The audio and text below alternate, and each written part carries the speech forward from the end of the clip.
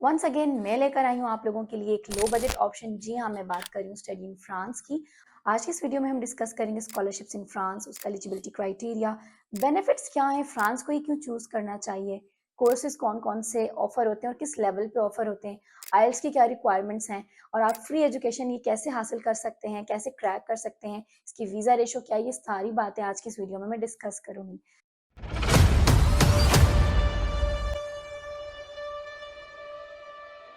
सबसे पहले हम स्टार्ट करते हैं कि भाई यहाँ पे फ्री एजुकेशन को हम इसको फ्री, ऑलमोस्ट फ्री क्यों कहते हैं। बिकॉज इसके अगर हम बेनिफिट्स देखें ना तो ये बड़ी लो बजट कंट्री है, क्योंकि ट्यूशन फीस की बहुत मिनिमम है, जो हम आगे चल के डिस्कस करेंगे कि कितनी मिनिमम है कि हम इसको ऑलमोस्ट फ्री कह रहे हैं।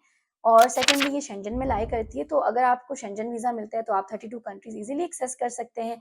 ड्यूरिंग द स्टडीज़ भी घूमना फिरना आपका चलता रहेगा, साथ में जॉब अपॉर्चुनिटीज़ भी आपको मिल जाएंगी। जहाँ सेटल होना चाहें, जॉब मिले, आप इजीली हो सकते हैं। इसके अलावा आपको स्कॉलरशिप्स बहुत ज़्यादा यहाँ पे ऑफर होती हैं, जो हम आगे चल के फर्दर डिस्कस करेंगे डिटेल में। तो आपको कम्प्लीटली फ्री भी पड़ सकती है स्कॉलरशिप्स के थ्रू आपको सारी एजुकेशन। देन क्वालिटी एजुकेशन है, और क्वालिटी एजुकेशन के लिए मैं आपको ये प्रूफ देती हूँ कि फ्रांस का जो शुमार है वो टॉप 10 कंट्रीज में होता है when it comes to quality education. अब मैं कुछ इन्वेंशंस का जिक्र करती हूँ ताकि आप लोग को इस बात का अंदाजा हो कि फ्रांस की स्टडीज कितनी अच्छी हैं और यहाँ पे क्या क्या इन्वेंशंस या डिस्कवरीज हुई हैं। स्टेथोस्कोप हो गया, पैस्चराइजेशन का प्रोसेस हो गया, वाटर बैलून्स हो गए, पैराशूट्स हो गए, सिनेमाज हो गए, ये सारे फ्रांस ने ही ठीक है इंट्रोड्यूस किए हैं। तो ये बड़ी अच्छी चीज़ें हैं जो हम अपनी डेली लाइफ में यूज़ करते हैं। अब अगर हम आगे बात करें अपनी ट्यूशन फ़ी की, क्योंकि मैंने कहा ये लो बजट कंट्री है, तो कितनी ट्यूशन फ़ी है?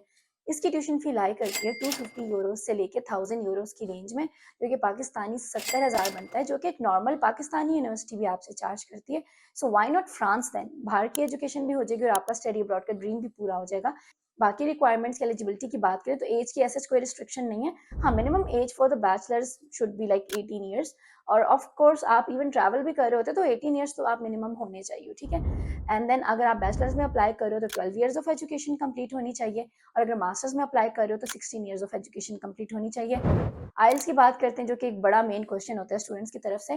तो जी हाँ, आइल्स की बिल्कुल कोई रिक्वायरमेंट नहीं है, बट ये बात अपने माइंड में रखें, अगर आप आइल्स करेंगे आपका अपना प्रोफाइल ही स्ट्रांग होगा और वीज़ा रेशो आपके लिए अच्छी होगी, आपका वीज़ा रिजेक्शन के चांसेस कम होते हैं, ये स्टूडेंट के प्रोफाइल को अच्छा बनाती है। देन बात कर लेते हैं हम अपने कोर्सेज की, कौन कौन से कोर्सेज ऑफर होते हैं। ऑलमोस्ट सारे कोर्सेज ऑफर होते हैं, from engineering, from business, IR आप ले लें जिसे इंटरनेशनल रिलेशंस कहते हैं, इकोनॉमिक्स, मैनेजमेंट, इसके अलावा आपके कंप्यूटर साइंस, हर तरह का कोर्स, कलिनरी आर्ट्स यहाँ पे आपको मिलता है, ह्यूमैनिटीज, इकोनॉमिक्स, ठीक है। अब द थिंग इज मेडिसिन के बारे में अब आप लोग सोच रहे होंगे, तो मेडिसिन यहाँ पे इस तरह से ऑफर नहीं होता। अगर वो कुछ यूनिवर्सिटीज हैं प्राइवेट जिसमें वो ऑफर होता है, बट उस केस में आपकी fees can range up to 7000 euros, तो जो कि एक अच्छी खासी अमाउंट है, बट फिर वो बहुत ज़्यादा महंगा पड़ जाता है। बट अभी मैं बात कर रही हूँ फ्रांस को as a low budget option. अब आगे अगर हम बात करते हैं एप्लीकेशन फ़ी की, तो जब आप अप्लाई करते हैं फ्रांस में as a self funded student, तो yes application fee you might have to pay, जो कि सिर्फ 10, 15 या 20 यूरो होती है, जो कि इतनी बड़ी अमाउंट नहीं है। यूनिवर्सिटीज़ की बात करूँ तो मैंने एक अलग से भी वीडियोस बनाई हुई हैं कि top best universities in France, लेकिन अकॉर्डिंग टू योर प्रोफाइल आपको यूनिवर्सिटी वाइजली चूज करनी होती है। हर बच्चा टॉप यूनिवर्सिटी में नहीं जा सकता। अब हम डॉक्यूमेंट्स की बात करें तो आपको सारे एजुकेशनल डॉक्यूमेंट्स चाहिए, जो कि प्रॉपरली स्कैन होने चाहिए, विजिबल होना चाहिए उस पर मार्क्स, आपके ग्रेड्स एंड एवरीथिंग।